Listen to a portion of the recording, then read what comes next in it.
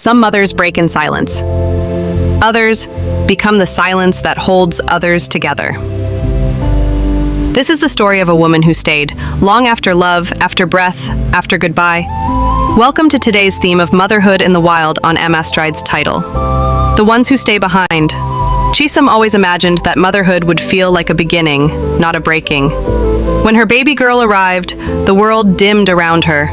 Not out of fear or sorrow, but because nothing else mattered anymore. Baby Ifeoma was small, delicate like a flower that bloomed too early. But her tiny cries were strong, louder than anything else Chisom had ever known. She held her like she was trying to memorize the shape of her. And in many ways, she was. The first few months were hard, but manageable. Her husband, Ebuka, stayed by her side through long nights and swollen eyes. They laughed at the exhaustion, at the messy diapers, at the way Ifeoma would only sleep in Chisom's arms and nowhere else. She thought to herself, this is it. This is love. But love has many faces. When Ifeoma was 6 months old, the cough started, soft, dry, irregular. Then came the fevers. Endless hospital visits followed. Chisom barely understood the medical terms the doctors threw at her. Respiratory failure, underdeveloped lungs, rare autoimmune trigger. What she did understand was that her child was slipping away, one breath at a time. They moved from one hospital to another, selling everything. Ebuka lost his job. He started drinking, first out of pain, then as an escape. The silence between them grew thicker than grief. And then, without a goodbye, he left. Left the hospital, left Chisom, left the pain. Chisom stayed. She became the one who whispered lullabies in hospital corridors, the one who memorized every beep of the machines, the one who sat by Ifeoma's side through blood tests, surgeries, prayers, and pain. She didn't just mother, she mourned daily for the life she had imagined, for the girl she feared she'd lose. Then one day, it happened. The machines didn't beep. The nurses rushed in but didn't look her in the eye. The doctor placed a hand on her shoulder. Her baby, her world, was gone. Just like that. They offered her sedatives. She refused. They told her to go home. She stayed. For 3 days, she sat next to her daughter's lifeless body, holding her hand, singing her favorite song, brushing the curls from her forehead. The nurses said it wasn't healthy.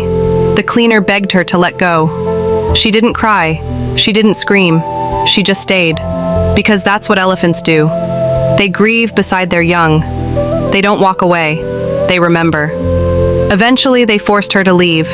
She walked home like a ghost in broad daylight. Neighbors whispered. Her church sent condolences. But no one really knew what to say to a mother whose arms still ached for a child who no longer existed. Her home was empty. Her womb was empty. Her life was empty. Time passed, but not like they say it does. It didn't heal her. It just taught her how to carry the weight more quietly. One rainy evening, she walked past a hospital again and saw a young woman crying over a sick baby. The way she held the child, it triggered something in Chisom. She walked inside, sat beside her, and just listened. And so it began. She became the one who sat with mothers who were too afraid to hear bad news. She held babies whose parents couldn't afford to take time off work. She donated what little she had, not because she had moved on, but because she understood, because she remembered, because she stayed. Years later, people called her Mama Hope.